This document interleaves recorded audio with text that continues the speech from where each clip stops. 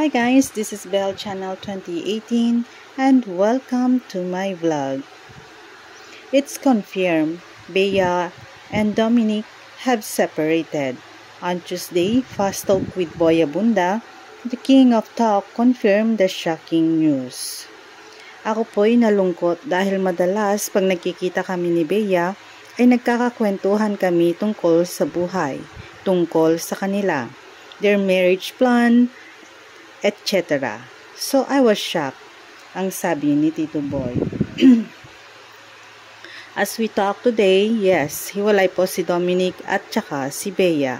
He said, adding that there's a possibility that the couple is still trying to talk.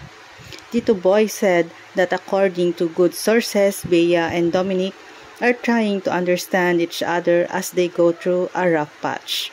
However, no one can tell if they can overcome this. May God grant them what is best for them, ang sabi ni Tito Boy. He also said that Bea has returned the engagement ring to Dominic. Meanwhile, Tito Boy addressed several rumors surrounding the breakup, such as the speculated prenuptial agreement. Yung prenup po ay medyo na-shock po ako because ang pagkakaalam ko po, many months ago, napag-usapan ho ito sa aking pagkakaalam. He said, saying Dominic was the one who volunteered to do the prenup agreement. So I don't think that it was an issue unless nabago po yung kwento. Tito Boy also said the couple had no fixed plan yet for their wedding, contrary to rumors that it was going to be held in Tagaytay in April. As originality talk about, nag-ocular po ang dalawa. Tama ho yun, sa Europa. And may mga lumalabas na kwento rin na they went to Japan. Tama rin po yun, and I think they were trying to talk things out.